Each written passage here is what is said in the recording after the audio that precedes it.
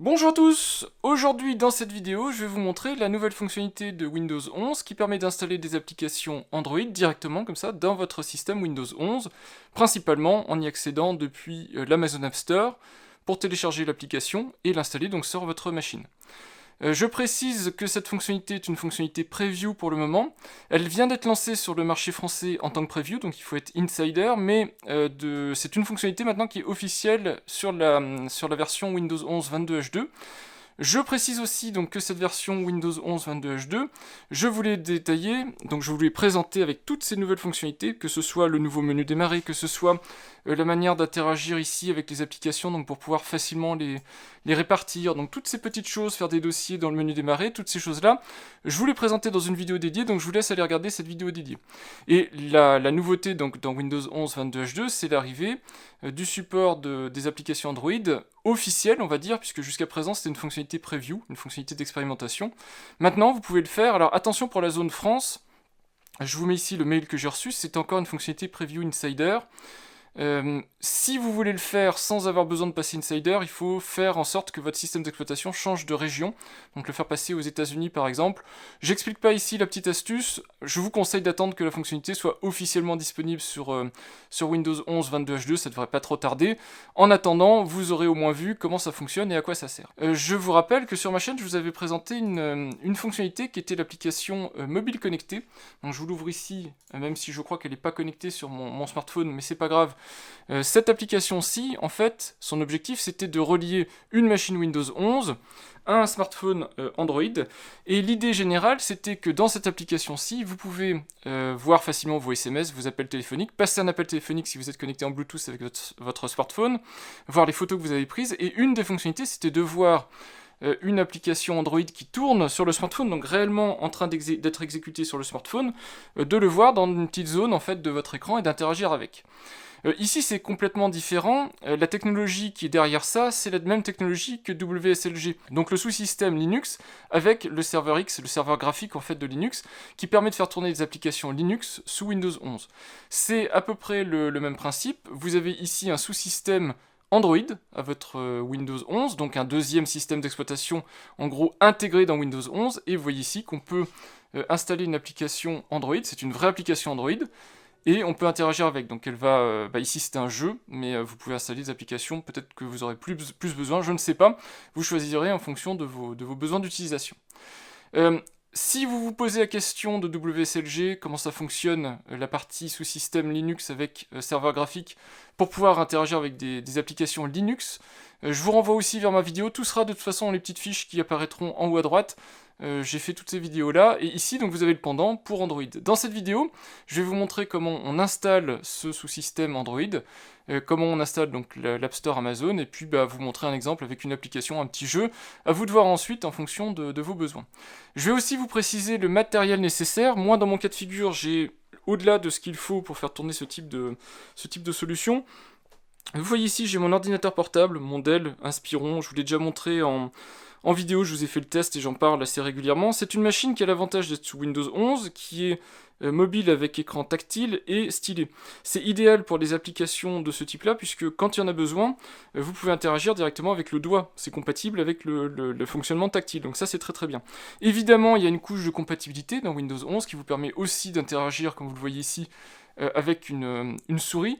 C'est évidemment moins ergonomique, surtout si c'est pour jouer ou des applications où vous devez faire du pinch, mais sinon, dans la majorité des cas, ça fonctionnera très très bien. Voilà, donc je vous montre ça tout de suite, je vais vous expliquer donc les prérequis techniques, et puis vous montrer aussi comment on installe tout ça. Si vous voulez expérimenter, je pense que c'est le bon moment, puisque la fonctionnalité se lance en France. On va installer le sous-système Android sur cette machine Windows 11. Évidemment, il y a des prérequis à la fois logiciels et matériels pour faire fonctionner tout ça. Je peux pas vous les décrire dans le détail, puisque même Microsoft, je ne suis pas sûr, les décrit dans le détail. Mais en tout cas, je vous ai listé un ensemble de choses à vérifier, si vous voulez être sûr que ça fonctionne. En particulier, dans les versions de Windows 11, vous devez avoir une build 22.0.0.120 et plus. Donc en général, maintenant cette fonctionnalité-là est compatible avec les nouvelles versions de Windows 11 22H2, donc ça devrait passer sans problème si vous êtes passé en 22H2. Il est conseillé d'avoir au moins 8 Go de RAM, mais 16 Go de RAM c'est préférable parce que ça occupe quand même un petit peu d'espace mémoire. Ça reste un sous-système Android, une sorte d'émulation si vous voulez, donc ça consomme un petit peu de ressources. La présence d'un disque SSD, alors maintenant la plupart des machines en sont équipées, mais vérifiez quand même que c'est votre cas. Un processeur compatible, alors là c'est pareil, c'est pas tous les processeurs qui sont compatibles avec les sous-systèmes Android. Vous avez que les Intel Core 8ème génération et plus, évidemment, à partir du i3 8ème génération. Pour AMD Ryzen, et ça me pose problème sur mon PC fixe, Ryzen à partir de la génération 3000, donc moi génération 2000, bah, ça passe pas.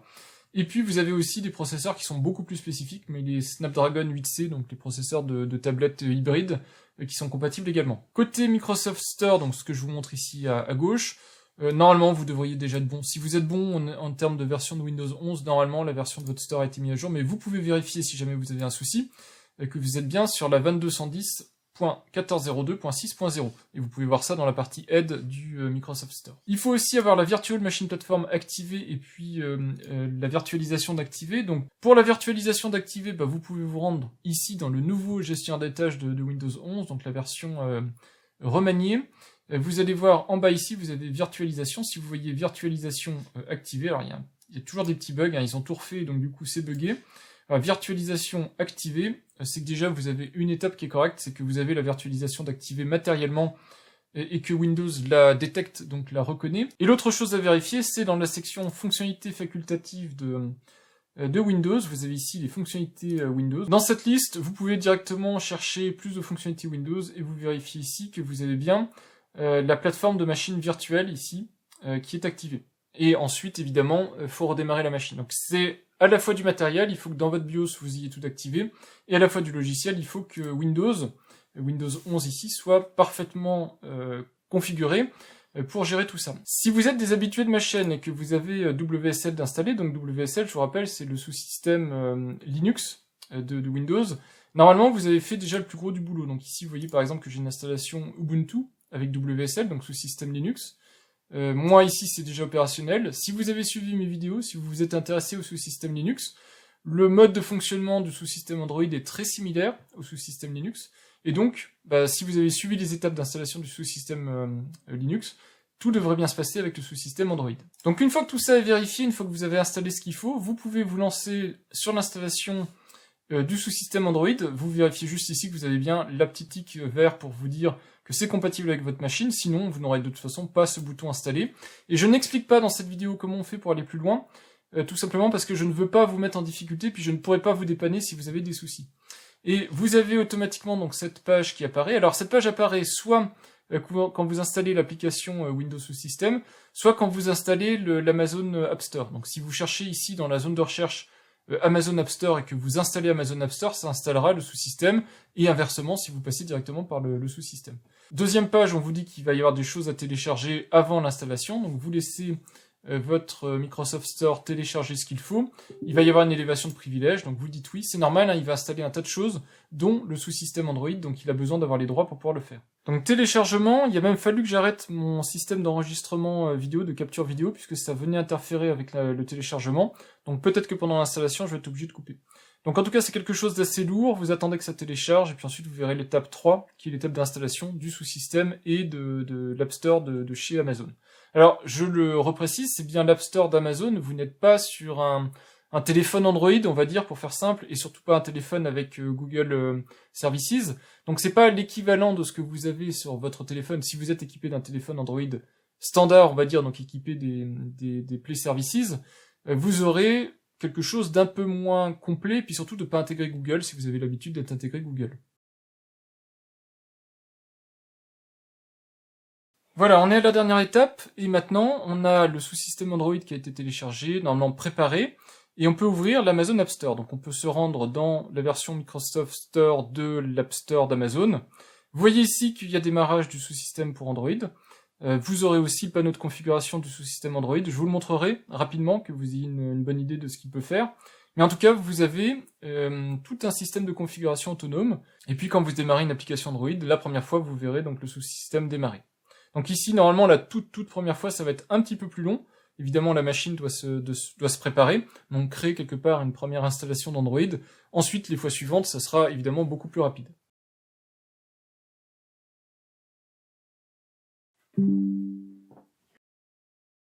Le sous-système Android est fini d'installer, donc vous voyez maintenant qu'on a l'Amazon App Store qui démarre. Alors tout est en preview pour le moment chez Microsoft, hein. Il y a plein d'applications qui sont pas finalisées, et l'App Store de chez Amazon aussi.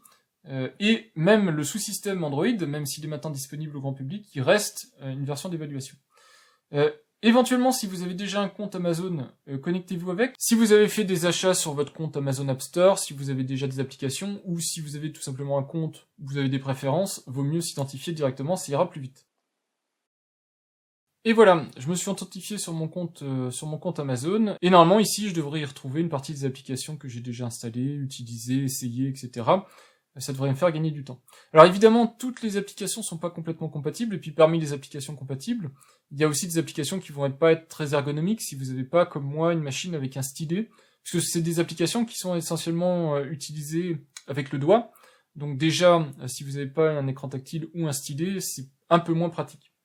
Donc après ça, vous pouvez chercher vos applications. Évidemment, si vous êtes du genre, par exemple, à chercher Gmail, vous ne le trouverez pas, puisque Gmail, c'est une application qui a besoin des Play Services. Donc vous verrez ici que vous n'avez pas Gmail, mais vous avez d'autres applications. Cependant, si vous êtes un utilisateur traditionnel de certaines applications, ça peut être embêtant. Vous voyez par exemple que vous avez des applications comme Facebook qui sont disponibles, vous avez des jeux qui sont disponibles. Donc vous avez un tas de choses qui peuvent être assez sympas. Et si vous cherchez les réglages de votre sous-système Android, vous tapez juste Android ici, et vous pouvez accéder directement au menu de réglage de votre sous-système Android. C'est là où vous allez pouvoir régler certaines fonctionnalités. Alors on regarde rapidement. Vous avez le lecteur intégré, donc ça c'est une nouveauté de Windows 11 22H2, le lecteur d'écran, donc pour vous lire tout ce qui apparaît à l'écran, donc par défaut qui est désactivé. Les ressources de sous-système, vous pouvez les limiter si vous sentez que votre machine est un peu limitée. Si vous mettez continu, les applications vont démarrer beaucoup plus vite, mais le sous-système va être tout le temps démarré, donc éventuellement ça va vous consommer un peu plus de ressources. Graphique et performance, si vous jouez, vous pouvez éventuellement régler ça, surtout si vous avez en plus plusieurs processeurs graphiques. Vous pouvez dédier par exemple votre processeur graphique. Si vous avez par exemple en plus de votre carte Intel, si vous êtes sous processeur Intel ou AMD intégré, vous avez en plus une carte vidéo de chez Nvidia ou une carte vidéo AMD plus puissante, vous pouvez l'assigner.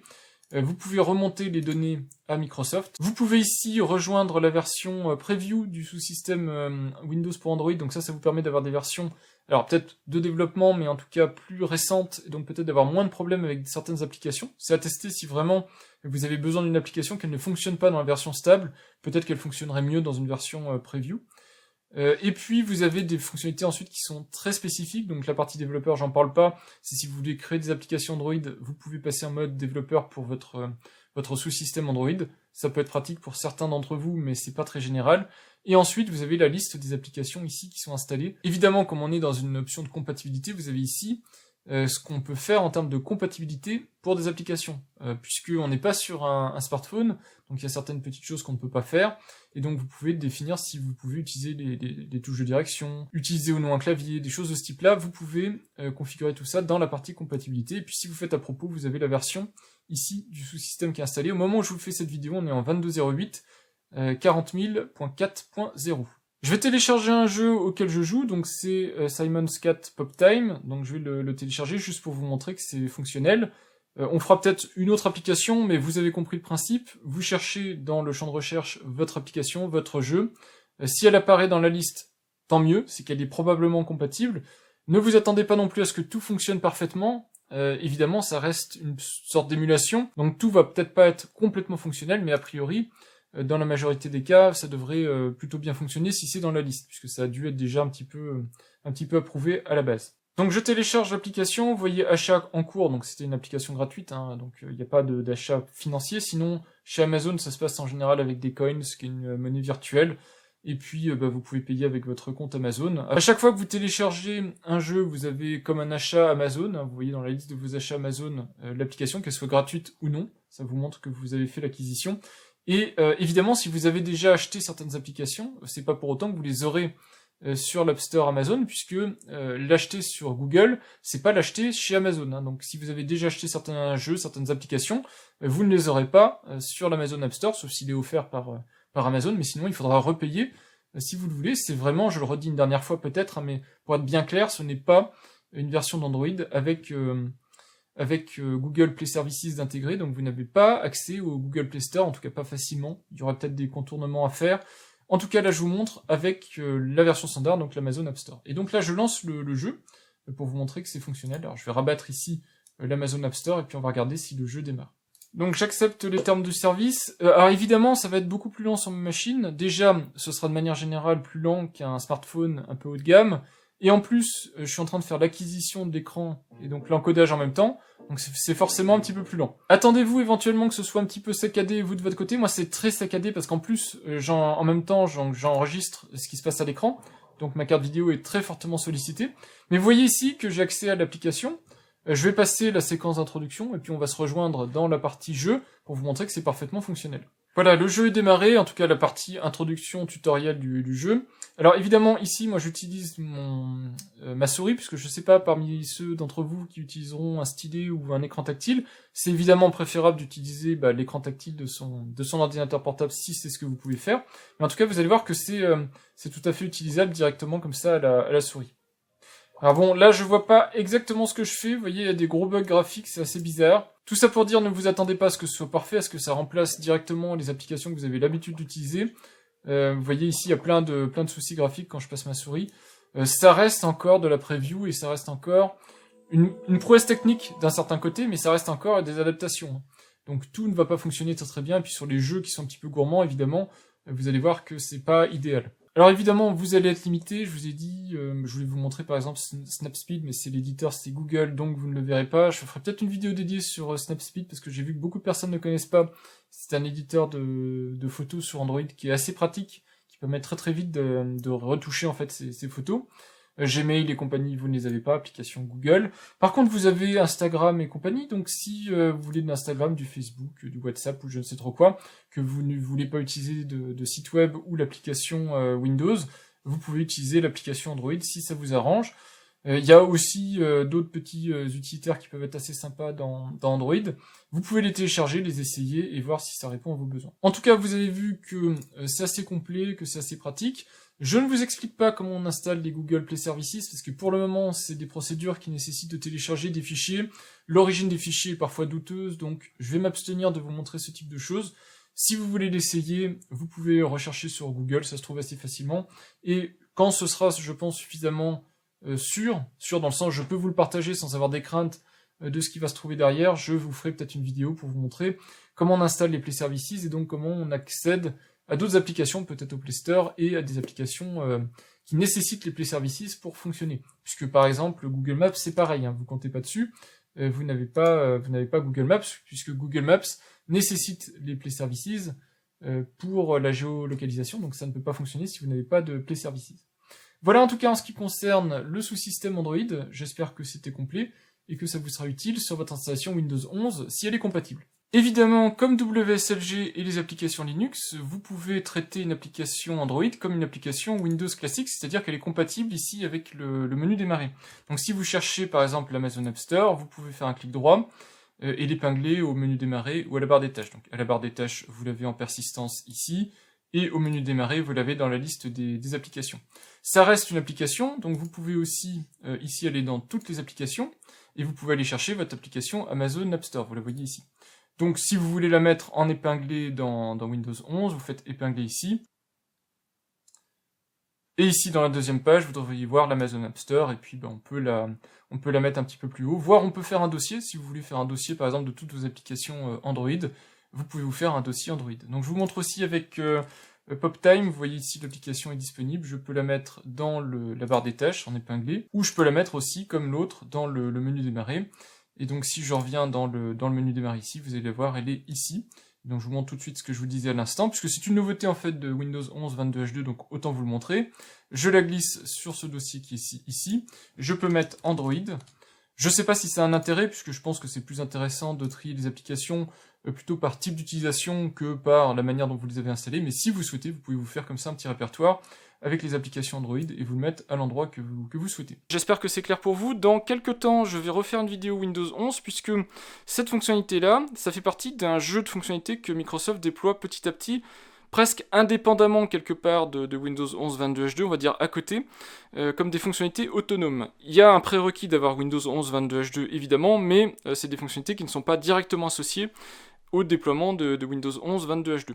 Et donc dans les fonctionnalités qu'il me reste à vous montrer, quand elles seront disponibles, alors octobre probablement, il restera les onglets de l'explorateur de fichiers et puis des petits trucs de ce type-là qui ne sortent pas avec Windows 11 22H2, comme je vous l'ai expliqué dans ma vidéo dédiée sur toutes les fonctionnalités de Windows 11 22H2. Je peux vous le montrer d'ailleurs. J'ai ici Windows 11 22H2. Alors évidemment, je pourrais forcer l'activation de cette fonctionnalité, mais je ne le fais pas. Vous voyez que je n'ai pas d'onglet ici, aucun onglet, rien du tout. Et si je me rends dans les informations système de ma machine, hop, je vous montre ici, j'ai bien pourtant la build ici, 22621.607, c'est bien la build officielle de Windows 11 22H2. Voilà, donc ça c'est des fonctionnalités qui vont arriver le mois prochain a priori, donc octobre, et je vous montrerai les petits trucs qui vont arriver dans Windows 11 qui le rendront encore plus intéressant à utiliser. Voilà, j'espère que cette vidéo vous aura été utile, et puis je vous dis à bientôt pour de prochaines vidéos. Au revoir.